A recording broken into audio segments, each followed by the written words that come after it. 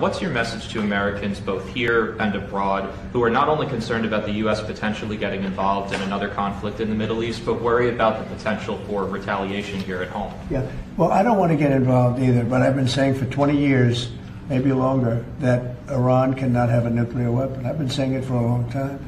And I think they were a few weeks away from having one. And they had to sign a document. I think they wish they signed it now. It was a fair deal. And now it's a harder thing to sign, you know. It's a lot of water over the dam.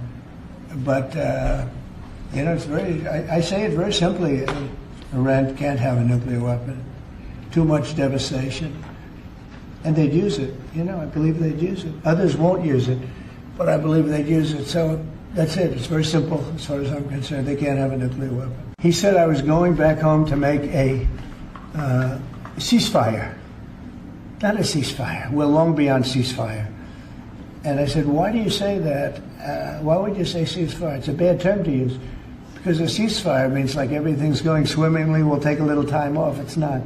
We're not looking for a ceasefire. We're looking for a total, complete victory. Again, you know what the victory is.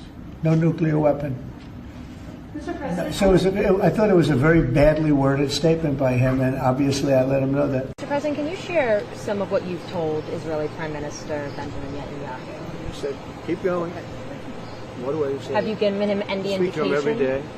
He's a good man, doing a lot. Been very unfairly treated by his country, I think. Very unfairly treated. Have you given him any indication that you may seek to aid them more than you have already? No, I haven't. So far, he's doing a good job. He has been treated very unfairly by his country. You know, he's a wartime president, and he's going through this nonsense. It's ridiculous. Hello, ladies and gentlemen, and welcome again to Syriana Analysis. I'm your host, Kevork Almassian. Thank you very much for tuning in to the 10th episode of Cold War 2.0 with our dear friend Tarik Cyril Amar. Tarik, how are you doing today? I'm good. How are you, Kevork? Can you believe this is the 10th episode today? When I was typing in the description, I was like, wow, already 10 weeks have passed since we started doing this weekly show in order to analyze and comment about the global geopolitical issues in nowadays. And the world is still getting worse. The world is still getting worse. It's getting warmer and warmer and warmer. And I worse, think it's worse. Yeah, actually, indeed. And one of the reasons, Tarik, why I believe the world is going worse, we have discussed this multiple times in our previous episodes, and that is the sheer incompetence of many politicians in the West, including in the United States. And why I'm saying this, because I watched this so-called podcast or interview of Tucker Carlson with Ted Cruz, and I believe this is the interview of the year. It shows a lot about a senior, basically congressman in the Republican Party like Ted Cruz. He's not someone who is like a junior in his party. And he's so important for AIPAC that isn't he a senator already? He's a senator, and he's too important. He's too important for the Israel lobby that they paid him $1.8 million so far as donations. That's what we know about. That's what we officially know about. Right? Yeah, this is on the table. So under the table, we don't know if there are other deals. Maybe inside Israel, they have some financial also privileges there. However, when I listened to him, especially when Tucker asked him about, do you know anything about Iran? Like, what's the size of Iran? What's the size of its population? And what's the ethnic background of the Iranians? And his answer was so hilarious. And I'm going to show you and the audience 3 videos I prepared from this conversation so we could comment about them. And the first one is this. Let me make this a little bit like this. If you topple, so you topple the regime by whatever means, what happens then? How many people? I just want to stop here, Tarik, because those are 2 important things in my opinion. One, the size of the population. Why it matters, because when any country goes to war against another country, the demographics and the size of the population could give a clear indication how many people they could mobilize also if there is a war to fight, right? How many men they could have. And in case of a catastrophic result, how many people will flee the country and become refugees or migrants from Iran to Europe, something that people like Ted Cruz push against at least they say, we don't want mass migration, we don't want these refugees coming, whether to the United States or to Europe. But when they don't know these things, like, is this just sheer incompetence in your opinion, or they have been told to think like this as an American senator? Because I truly cannot believe that an American senator would not have known at least these two very basic information about the country that he wants to basically invade. Look, I'm not really surprised in the end, right? I agree with you that it's stunning, outrageous, how extremely ignorant Ted Cruz showed himself on this topic. I don't agree with the people who try to downplay this and pretend there are some, that this really somehow isn't important. As you've pointed out, demography does matter in war, right? For one thing, we've learned that in the Russia-Ukraine war, where one mistake many Western observers have made was to simply disregard the fact that in the end, Russia is a much bigger country demographically, also territorially, but demographically than Ukraine, right? Situation here is, I think, even more extreme in the case of the unprovoked, literally unprovoked Israeli war of aggression against Iran that has now started, of course, together with the US. The US are heavily involved from the beginning. The situation is even more extreme, but I'm still not surprised for two reasons. One is we know from polls, from reliable polling, and we see this again and again and again, and I've seen one specifically for Iran a few days ago, that many Americans, and I'm not saying this to be nasty, it's just a fact, but many Americans usually do not know at all, not in the slightest way, where countries are that their country is attacking, right? It's very common. This is really very common. And you know the sort of the shape these polls take nowadays is often that they ask people to point to a map, right? And then you get these scattered points all over the map, and they're anywhere but in the right place. Now, Ted Cruz, of course, is not just any American. This is reason number two. Ted Cruz belongs to, for better or worse, what counts for the American elite. He is very wealthy. He is a senator. He certainly has the resources and the time to educate himself a tiny little bit if he chose to do so, but he doesn't choose to do so. And that gets me to another thing that is in play here, I think. It is a reflection of, with people like him specifically, of an outrageous imperial arrogance. Yes. They have had such a preponderance of power. They have been so powerful for a while, and they even overestimate their own power on top of that, right? That they really live in a world where the realities of the objects, to put this very neutrally, that they are trying to deal with don't matter. Don't matter. Because the world is essentially magic. It's a magic worldview. As long as I, an American senator, want something, it will happen. It doesn't matter. I don't have to look at the details, right? And it's very, very difficult to get them out of that mindset. There is a third reason, of course, which is look at the way Ted Cruz operates. The really important questions for him, and this becomes very clear in other parts of the interview, and we've known that before as well. The key question for him is, what do my Israeli sponsors and handlers want from me?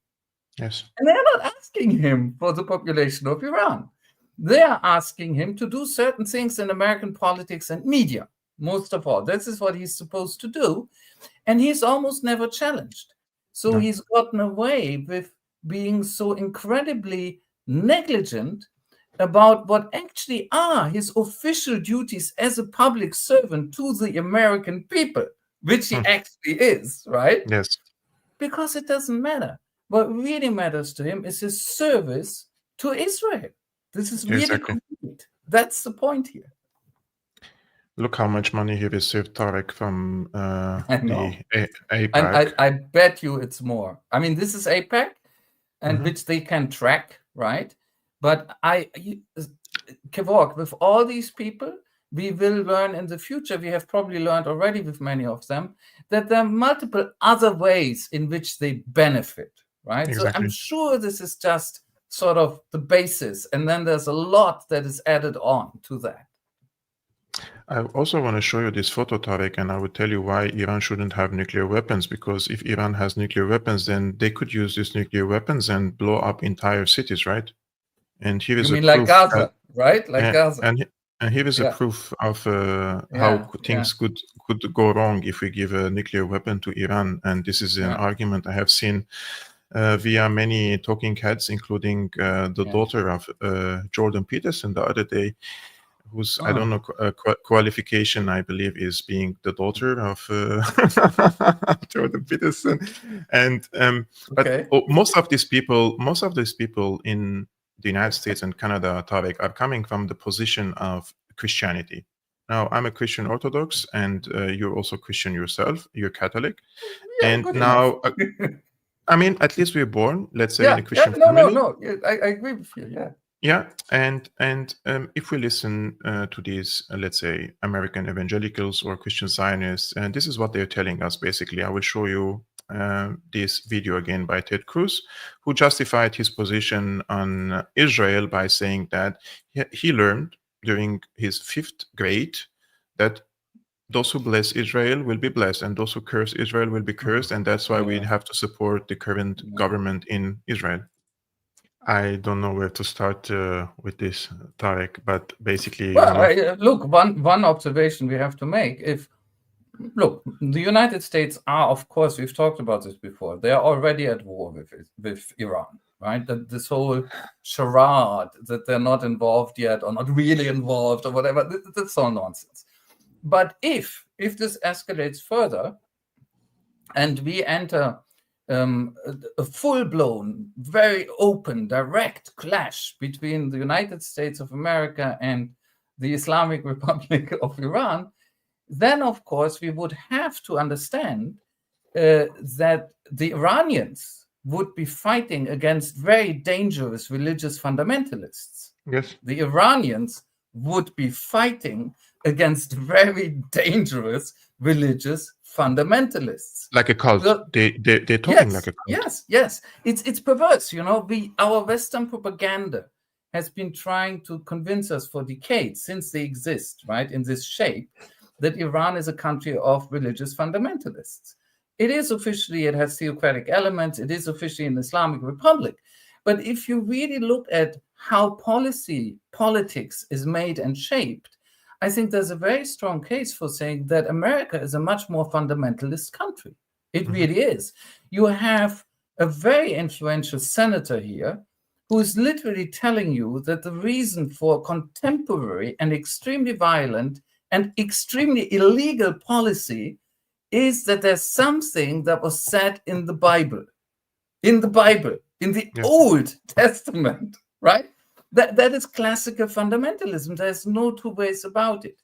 Now, that he also doesn't know what exactly it says, and he doesn't know where it said, this is all that adds the humor, that adds the comical elements. I mean, Ted Cruz, come on, he comes across as, you know, like you watch a movie about America in the 19th century, and there are these sleazy preachers who travel from one little hick village to another, right? And they set up little tents, and they have meetings, and they preach fire and brimstone. And of course, it's always the case that they're not even preachers. They're some sort of con man, right? That's Ted Cruz. Except he is extremely powerful. He operates at a national level, and he works for Israel. So it's a bit worse than that, right? But of course, there's almost nowhere to start with a statement like this. It is incredibly revealing. I think the most interesting thing is, and of course, this is true of the whole interview, which I have also watched yesterday, that here is Tucker Carlson himself, no mean right-winger, right? A real right-winger in the American spectrum. This is very far to the right, challenging Ted Cruz and make him look the idiot he actually is. Yes. This is, I think, the most interesting fact politically about this extremely entertaining and revealing interview. Yep. Tarik, you know what's also interesting in this interview? I think then all these colleges, faculties, universities, which teach political science, international relations, philosophy, and all these things, the certificate's worth nothing, because then they should only teach theology, and they should teach this Christian Zionism to the students, so that they know, in the United States at least, who is their enemy. Because if the Bible decides who the United States should support and who the United States should bomb, then why are they teaching political science? Yes, no, you're absolutely right. The United States, and I think a lot of Europeans don't want to understand this, and I think there are complicated reasons for that. But the United States is not simply a modern country. It really isn't. It's a very complicated, very large society, and there are very, very large elements of it that, by no stretch of the imagination are what you usually call modern. Right? Except you get very complex and say, yes, fundamentalism in the end is also a modern movement. I understand, right? Yes. But what we're talking about here, they are not the sort of liberal modernity with secularism and all that added on that we often idealize. I don't, by the way. The United States is in many ways a religiously fanatical society, and on a large scale. It is in many respects, and very unfortunately, I really say this without irony or cynicism, but it is a very ill-educated society. It is not only ill-educated, it is miseducated. It has been miseducated for decades by absolutely reckless and cynical elites who want it that way, right?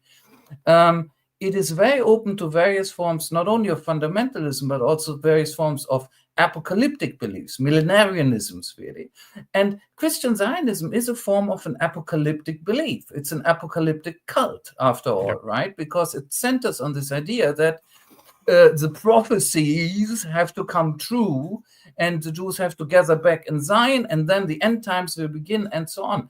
So the United States, you get these elite politicians in Europe, like German Chancellor Merz or French President Macron, or Keir Starmer in Britain, who maintain this illusion that the United States is fundamentally sort of a power shaped by the Enlightenment. It's not. It's not. I know how strange it sounds to some. They pretend they are, but deep down, the United States is in many ways a very unenlightened society and wants to be that. When you said it's like the Middle Ages, I felt, yeah, you're right. It is like the Middle Ages, but with an enormous arsenal of nukes. That's the United States. Tarik, I was going to also show you these few tweets. And this is by Randy Fine. He's a congressman. And this is after Netanyahu came to Congress last year. He said, "There is a reason the first time I shook Netanyahu's hand, I didn't wash it until I could touch the heads of my children." Oh my God. And then when the bombing started of Iran, he posted, "I want to congratulate Israel on its mostly peaceful bombing of Iran." Oh, the most creepy. And this is the guy we're talking about, by the way. Sorry, I'm doing some fat shaming here, but it seems like he's saying we need to fight obesity in Iran before we fight them in our streets. I mean, we're talking about about how American people are miseducated and uneducated when it comes to global politics. And this, I was asked the other day by another host on another YouTube channel, and this woman asked me, "What's the solution?" basically. And I said the solution comes from within the United States. If the American people do not change the behavioral, let's say, process in their country, including this endless cycle of wars, and that their economy is based on the war machine, then nothing will change all around the world. Therefore, the change comes from the United States, and that explains why the Americans are the most propagandized people in the world, because their government is determined and have been brainwashing their people for decades. Because if the American people one day wake up and see what the government is doing, which is with these wars, they're not benefiting the people, but basically funneling money into their pockets, then there could be some turbulence in their own countries. That's why the American people receive information from who? The 90% of what everything they watch and hear is controlled by 6 corporations. Now the Silicon Valley is all in the hands of the CIA, including Elon Musk's X account. And now we have this podcast scene in the United States. The vast majority of them have no clue about any geopolitical matter, but they host, and they host these very Zionist, let's say, talking heads, and they're the ones educating the people. So if this is the education they're receiving in the United States, then there is no hope for the future, for a more peaceful future. Let me say 2 things, right? I, as people probably know, I'm originally a German, right? And I am still a German. And I should say one thing. I also observe the public debates and the climate in Germany. And when I say these very pessimistic things about the United States, I do not want to imply that it's necessarily so much better elsewhere. I really don't want to. I'm not saying this out of false modesty. In different ways, I would say that the situation in Germany right now is as bad as least. I mean this. Because look, you can compare. You have in the United States this enormous pro-war, pro-Zionist, de facto pro-genocide propaganda that is extremely powerful. But you still also have sometimes, not often, but sometimes resonant voices going against it for whatever reasons. Like there might be people like Steve Bannon or Tucker Carlson, who I share almost nothing with. But it is true that in this particular case, objectively, they are actually going against what Israel wants, right? Why do you think that is, Tarik? Why do you think Just that a minute. people But like in Germany, we have nothing. We have nothing in Germany. It's you know, if you don't want to count the 2 of us, there's almost nothing. There are a few other podcasts, but there's almost nothing. Look, think about it like this. Who is Tucker Carlson politically speaking? In Germany, Tucker Carlson would be in the AfD, right? That's where he would be politically. He would be right in the AfD. Do you know about anybody speaking for the AfD or affiliated with the AfD who has done anything like him? No. not in public, not publicly. Yes, I didn't see any journalists. But that's the point. It's got to be public. It's got to be a public intervention, right? Yes. So in some ways, it's even worse here, right? So don't get me wrong when I'm saying the US is really in a desperate situation. So is much of the West, and maybe even some worse cases. Now, why is it that... what did you ask me? I'm sorry, I have to repeat your question. I wanted to know why, like, people like Tucker Carlson nowadays, and we have other right-wing podcasts. They're the ones pushing against the Israeli, let's say, war machine, or the American war machine on the right, which usually these people were the ones excited about wars. Yeah. Yes. And look, it's not only that; it's that usually these people have been very pro-Israel. And some of them, Carlson has done it, Bannon has done it. Why they have pushed against this particular war, they have still repeated all the time, no, I'm pro-Israel. I like Israel. I'm an Israel defender. But, right? So this is not like the criticism of Israel that I would have, or you would have probably. It is not a criticism that is fundamental. That's not true. It is a very specific criticism of the United States being dragged into this particular war against Iran for Israel. Yet another war for Israel. But you can explain this, I think, in 2 ways. Some very smart people say this is all theater. All of this is just imperial theater, and it's just to distract us and to sort of run interference and manipulate us. I actually agree with, I've just seen a longish interview podcast with Max Blumenthal. And you know that Blumenthal is not a naive guy. But if I understood him right, he takes this very seriously. He does not think it's theater. And I agree with that. I think it's not theater. I think what we are seeing is a severe attack on Israeli policy from the right of the American spectrum. And that is extremely interesting. By that, I don't mean it's going to work. It may very well not stop this escalating. Very well may not stop this escalating. But here, think about it. I've just written an article about this too. Imagine a future in which there has been another major American war catastrophe in the Middle East, this time against Iran. Yes. And in which Americans have suffered, and egotistically as they are, when they suffer, they begin to doubt things. right? They never care about dead Iraqis or dead Iranians or dead Vietnamese. This has never mattered to Americans. When Americans regret their wars, Vietnam, Iraq, and so on, it's because they begin to think these weren't good for us. Okay. Now, let's imagine this happens in the case of Iran. Then you have a criticism of Israel from the left, which already exists. You have a MAGA, Make America Great movement, criticism of Israel from the right, which is now emerging. The polls are showing us that Israel's grip on American society is slipping with every constituency. We have polls showing that very clearly, and also especially with the younger ones. Add another disastrous war where the narrative will shift, and suddenly people will say, we shouldn't have done this. This wasn't good for us. This is a catastrophe. And then suddenly people might finally start saying, why are we doing this? And they might finally be listening to the very simple answer, which is, we are doing this because Israel is controlling America's foreign policy. That's why we are doing it, and it has to stop. Yes.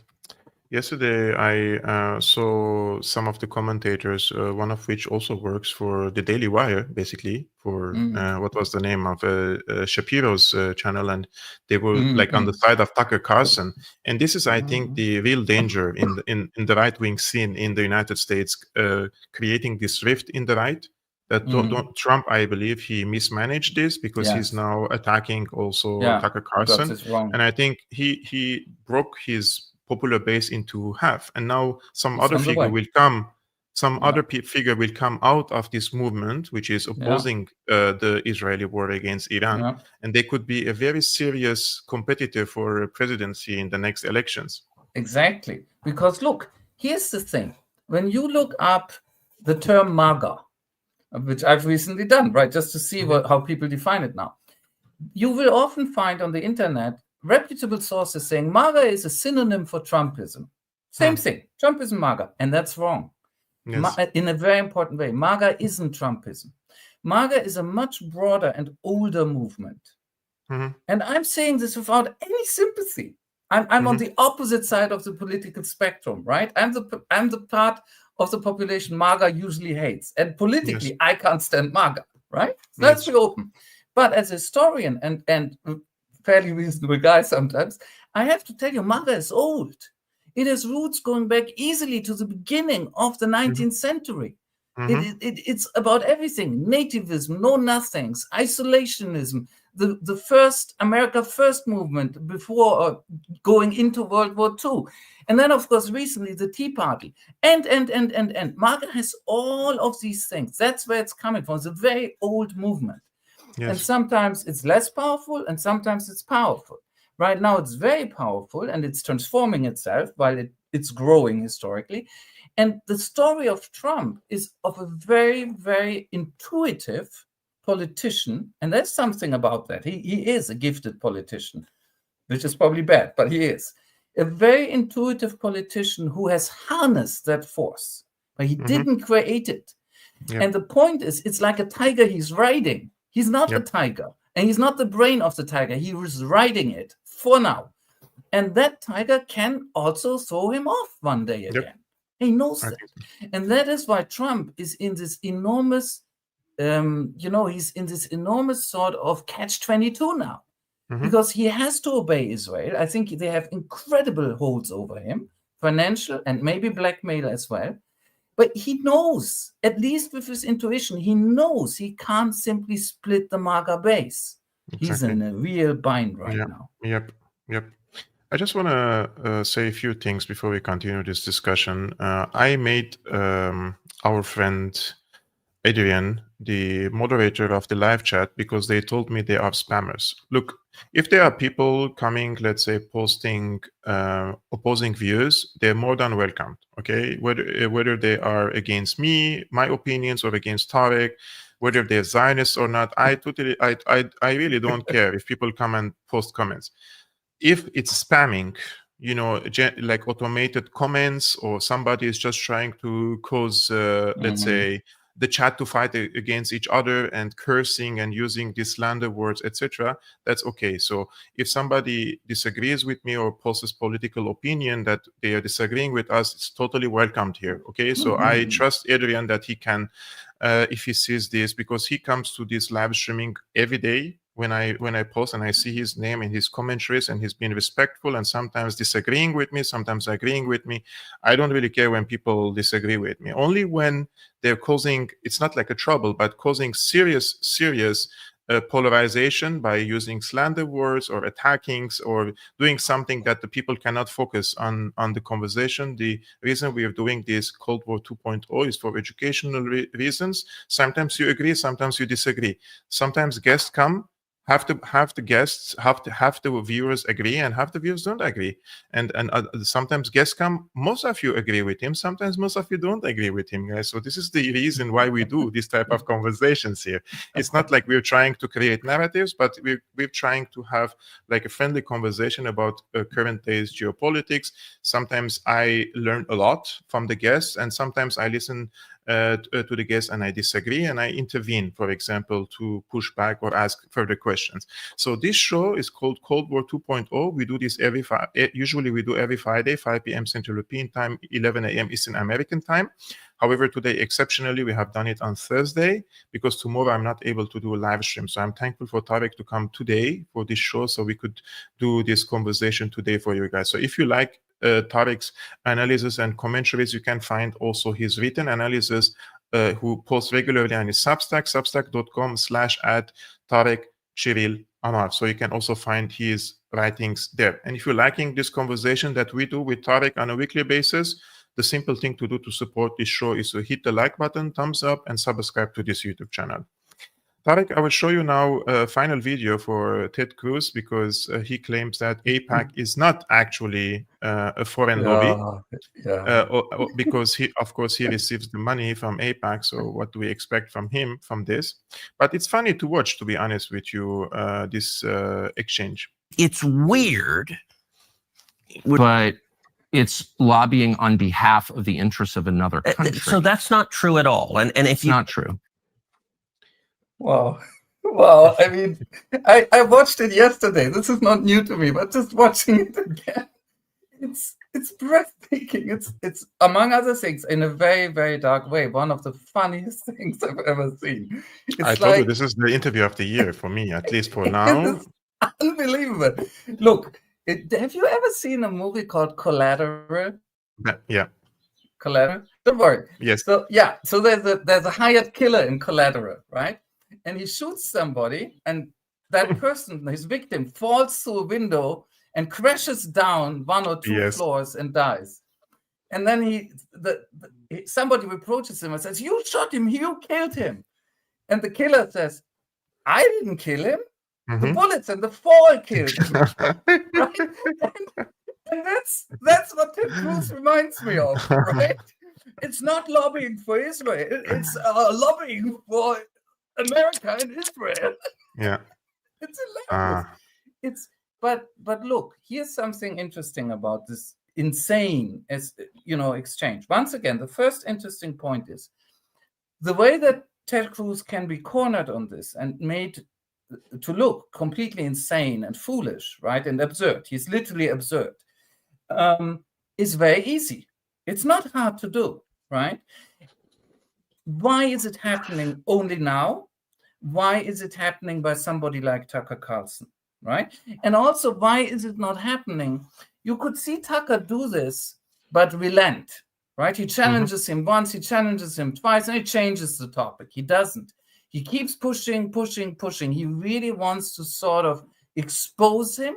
And let's be honest, like Tucker pretends to be very calm, but he wants Cruz to take himself apart and become ludicrous and ridiculous. It's very clear. And he's right. Ted Cruz should be ludicrous and ridiculous as a minimum. So why is this happening now? Once again, it's happening now because key tenets, key taboos, these are literally taboos of the pathological relationship between Israel and the US elite and the US establishment are finally coming into focus. That doesn't mean that they're already being challenged in a way that will do away with them. Not at all. I expect this to be a very long process. But look, the first step to challenge a taboo is to name it. Yep. And even naming it is extremely dangerous to Israel. Look, I give you another example. Before Tucker did this interview, he had a tweet 2-3 days ago. And what he basically said in the tweet, I'm naming names now, right? And these are the names of the people who are trying to drag us into the war with Trump, with Iran, right? And then he gave you 5 names. Levitt, Adelson, Murdoch, Hannity, and so on. You go through them. 3 of the names are Jewish, 2 are not Jewish. Okay, that's one message. The second message is you go through all the 5, they're all extremely Zionist, all of them. So he's basically told people in this tweet, it is the Zionists, it is the Israel lobby who is driving us into another extremely self-damaging war. Right? This is very important that this is happening. And Tucker does it and it doesn't destroy him. That's interesting. If this happened and he would be immediately totally marginalized, expelled, treated as an anti-Semite. As you know, Cruz tries that in this interview and he fails. He tries that and it fails. So this is interesting. Tucker can do this now and he can actually get away with it. These are 2 very politically important facts. Now, that's why I think this particular moment is actually as hilarious as this interview is. It's a very serious and very important moment. And it could mean something for the future. I want to come back perhaps last, if I may, one last point to what you said a while ago, which I agree with, which is that strictly speaking, all the things that America does to the world and that are almost always terrible could only change if America itself changes. So we are all dependent. This whole world, we are dependent on Americans finally getting their act together, and it doesn't look good. But here's one exception I would advance to that thesis. I agree with you, but there is an exception, I think, and that is under certain circumstances, not necessarily the right thing, but a better thing can happen for bad reasons. So here is what I would hope for as a minimum, that we get a right-wing opposition to Zionist manipulation in the United States. If people don't like me saying that, I don't give an F. I would hope for powerful right-wing opposition to the Israel lobby and to Israel and to Zionism in the US. And if these people manage to free American foreign policy from Israeli influence, all power to their arm. I won't join them. I'm a lefty. I'm a socialist, but all power to their arm. That's when you see me in the Churchill role. You know what Churchill said about Stalin? If Stalin starts fighting against Hitler, if the devil started fighting against Hitler, I would have something kind to say about the devil in the House of Commons. So if the Bannons and the Tuckers actually deliver on getting Israeli influence out of Washington, good. I want it. I want to make a comment about one of the commentators who says or claims that he is from Iran and he lived in Iran and his name is Kurosh, and he criticizes that I'm not hosting an Iranian to speak about Iran, and I did host last week an Iranian. And to be honest with you, I have made lots of calculations in my mind before hosting an Iranian, one of which is the security of this person. Like, I'm not running for clicks, and I don't want to bring attention to people who are not already have put their names, let's say, in public sphere. I have many also friends in Iran, and they want to speak, but putting your face in a camera, and you saw what happened with Marandi. Once he goes to the TV station, he gets bombed. And I understand the sentiment. Some people say that, look, we were friends with the United States before 79, but you are not telling the entire truth, Kurosh, because the entire truth is in 53, the US and the MI6 and the CIA, they have orchestrated a coup in your country, and they have installed the puppet government in your country because, yeah, and Mossadegh, back then, because he wanted to nationalize the Iranian oil, so they wanted to oust him from power. Now, Pahlavi who came at the beginning, he was at many cases pro-US and pro-Israel. But I will show you a video now at the end of his, let's say, tenure, or before he was ousted. And he made an interesting point, for example, about the Israel lobby in the United States, and take it from the horse's mouth. Surely, Your Majesty, you're not telling me that the Jewish lobby in the United States pulls the strings of the presidency. Not entirely, but I think even a little too much, even for Israel interests. You think the Jewish lobby in the United States is too powerful for the interests of Israel? I think so. Sometimes they are disserving the interests of Israel because Explain. they're pushing around too many people. Mm-hmm. How do you mean pushing around? Well, pressuring, they have many means at their disposal. They are putting up pressure on many, many people. And at the end, I don't think that it will even help Israel. Why, if this is true, why would the President of the United States pay attention to that lobby? They are strong. Strong in what sense? They are controlling many things. Controlling what? Newspapers, medias, Your Majesty. banks. Your Majesty. Oh, you can't say that. It's like, I'm going to stop here because I Can will I- be in the deep shit. Can I say one thing? No, I want to say something, and I think it's the same for you. You can contradict me if you want. So this was the Shah of Iran, for whom I have absolutely no responsibility, right? Let's be very clear. And I would never, and I mean this genuinely, I'm laughing, but I mean this very seriously. I have never, and I would never speak of a Jewish lobby. I don't do that. For two reasons: because the correct term is the Israel lobby, because this is mostly a political phenomenon. There is an ethnic factor inside it, but the correct umbrella term is the Israel lobby, and it includes a lot of non-Jews. For instance, Christian Zionists or simply opportunists who are not Jewish, right? Who join the Israel lobby. Secondly, the term Israel lobby is by now absolutely acknowledged as having nothing at all to do with anti-Semitism, right? Yep. And it should not. It should not. So let's be very clear.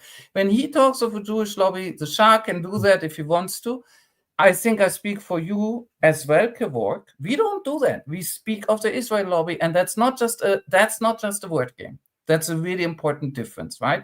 I don't want to go on about it forever because it's just to make one thing clear. The other thing I did want to say about your commenter's complaint is I agree that when speaking about Iran or any other country, it's always good to have people from the country. I also agree with you, Kevork. There are serious issues with safety involved. But the other thing is we are not really speaking about Iran today. We are actually speaking about the United States and Israel. Yep. There's a difference, right? Okay, that's why I'm also, that's not the same thing.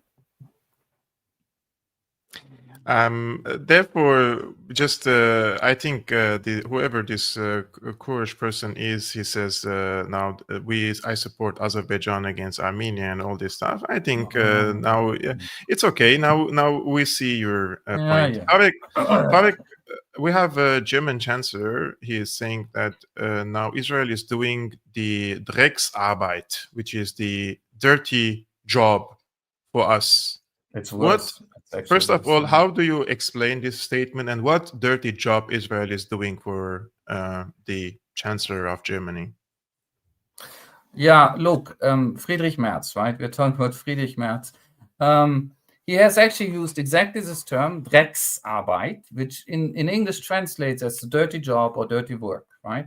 I have to explain one thing as a German speaker. I know you are one too, but for our listeners as well and for our viewers, in German, Drecksarbeit is actually even worse than the term dirty job in English. I would say it's even worse. It's more aggressive, it's lower, it's really terrible term. You would not touch that term in political language ever. Now, the other thing that's very problematic here is that Drecksarbeit is a term that really, this is just true. It's not my fault. I'm not just comparing stuff with Hitler. But Drecksarbeit was used within Nazi Germany. And it was used also by Nazi perpetrators after the war, who sometimes, it's hard to believe, but when some of them were challenged in trials, used to say, oh, we had to do the Drecksarbeit. They used the same word. And what they meant by that was massacres. They had committed massacres, right? As either part of the Holocaust, the genocide that the Germans carried out against the Jews, right? Or as part of murdering Slavs, and so on and so on. That was the connotation of Drecksarbeit. And a German chancellor should really know his own language well enough to stay away from this word. That's one thing. The other thing, of course, is when you set that aside for a moment and ask yourself, what is he trying to say, the moron? He is trying to say, this is his story, not mine. Right now, I'm reconstructing Mertz's brain, which hurts. He's trying to say somebody had to take the possibility of nuclear weapons away from Iran because Iran is such a horrible regime. And we all must be grateful because the Israelis are doing this for us. That's his story. And everything about that story, of course, is wrong. Everything is wrong. Iran has a nuclear program, but it's civilian. Yep. Every country has a right to have a civilian nuclear program. It's not forbidden. Not forbidden. No country has a right to forbid another country to have a civilian nuclear program.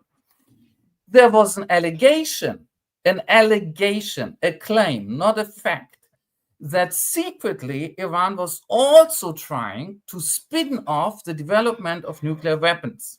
Yep. Now, there are two schools on this. One says, no, this is absolutely untrue. The Iranians were absolutely sincere. They didn't mean to build nuclear weapons. There's 2003, there's the fatwa, and so on and so on. And there are others who say, well, it's possible that maybe they kept the second option open. Even if you take the second position, which is already, you don't have much hard evidence, actually. Enrichment doesn't go that far. Yep. Even if you take that point of view, nobody had a right to strike Iran because of a suspicion. Imagine what sort of world we would live in.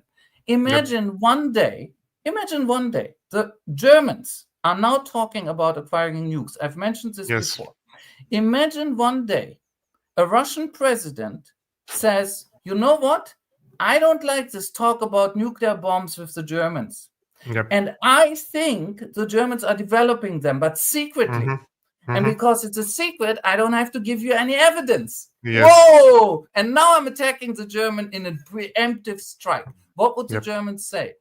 Not so great, right? This is what has happened to Iran. This is what actually has happened to Iran. So the whole thing is one huge cluster F. The other thing is, look at the racism. The racism is through the roof. I have to say this. First of all, here you have a German chancellor, a German leader, right, who is saying, literally, right, he's saying it, there are Jews who are doing the dirty work for Germans. Yep. Excuse me? What has he just said? He has literally said there are Jews who are doing the dirty work for Germans. Yes. Excuse me? That is racism number one. And racism number two is, you can ask that question again, what's the dirty work for him in his crazy, sick mind? The dirty work is killing Persians, Iranians.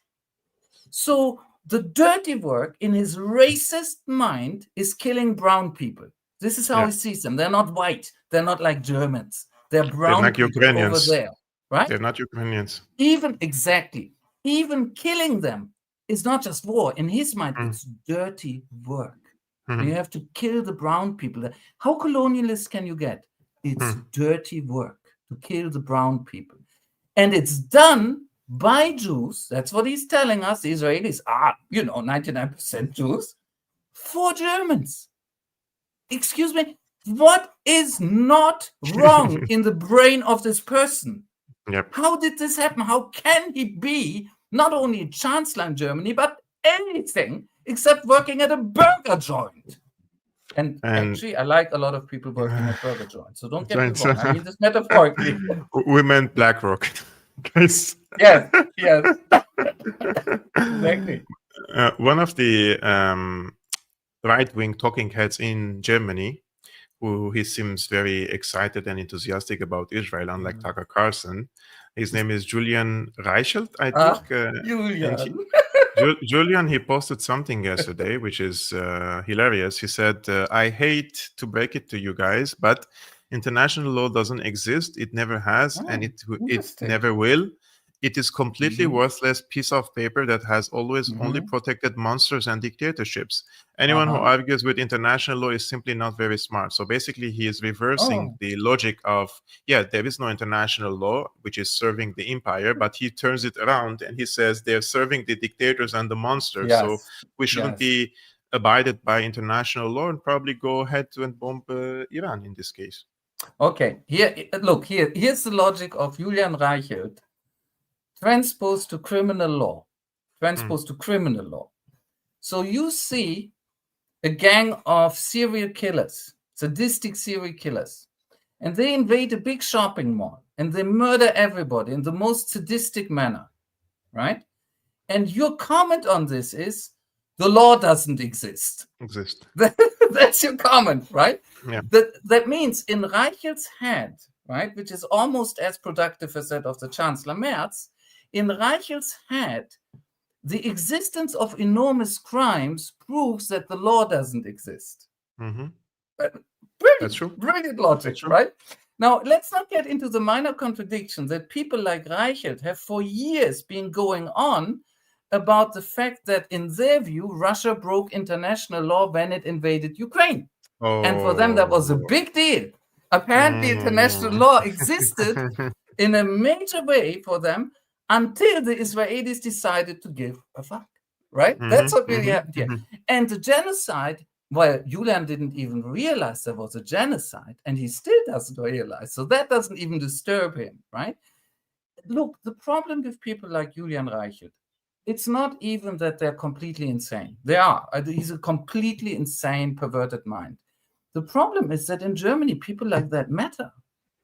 I know he doesn't matter as much as he used to, but he matters. At least on social media, he matters. Yeah. People go and read for him. What sort of society do we have that people like that have resonance? And the second thing is, there is a more civilized, more polite version of what he's done, because one of our experts for everything, who gets everything wrong, Christian Mölle, has been on a talk show, and he's made exactly the same argument, just in polite language.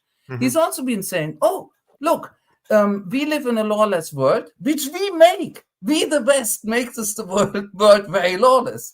We live in a lawless world, therefore let's just pretend the law doesn't exist anymore, and then we pat ourselves on the shoulder and we're like, we are so realistic. Am I not cool? I understand what really happens. Ooh, big guy. We live in a lawless world, so let's pretend the law doesn't exist anymore. And then he added exactly what Reichelt said, that the Völkerrecht, the international law, in his view, complete nonsense, only protects the wrong people. He literally said that. Well, if international law only protects the wrong people, what about international law? So the attitude in the West is now, when we want to beat a country up, we just say that country is the wrong people, and therefore either international law doesn't apply, we're just not bound by it, we can do whatever we want, or if international law tries to apply, if somebody complains, in other words, then we say international law is bad because it's trying to protect our enemies, our victims. Listen, yes. I mean, come on. Since we're laughing, Kurosh, yes, Habibi, I'm very coward because I don't put my face in front of a camera and speak my mind just like you, because you're hiding behind a fake name and you don't even have a photo, and I'm the coward. It's like, anyways, and you say I'm standing with the, it's like you're literally standing with Israel. I don't know. It's like what an outside down. I think you're dealing with a very disturbed person. Maybe just very hysterical. Last, very quickly, this is a friend asking on the screen, Kevork and Tarik, do you think Germany was always this right wing under Merkel, or has it truly shifted now? Look, if I should go first, let me say something about my relationship to Germany. I grew up there. I am not that young. I grew up in the 70s and 80s, all of it in Germany. I even, as I've said before, I actually served in the West German Army, right? That's how old I am. And then I went away and spent a lot of time, most of my life, always somewhere else, not there. But I still have a relationship to it. I still, family lives there, and so on. I won't want to go into details. And of course, I maintain a very, very strong interest in what's happening in Germany, and I am German. And my sense is that with all the bad memories I also have, I do think it's gotten worse. I really think it's gotten worse. Something is really shifting in Germany. Now, the concrete question you asked, was it like this under Merkel? I don't know. Merkel, to me, is a time of stagnation and stasis. That was a great talent to keep things just sort of under a lid. Yep. But maybe all of this was boiling under that lid, right? And it's just coming out now. Maybe the way that Merkel didn't face problems contributed to these explosions now. I don't know, right? I'm hesitant to say under Merkel things were better. That's what I'm trying to say. I think on the surface, they were not as brutal as now. I really see a change. It's very brutal now. But were they really better, or was it just hidden? I don't know. I don't know.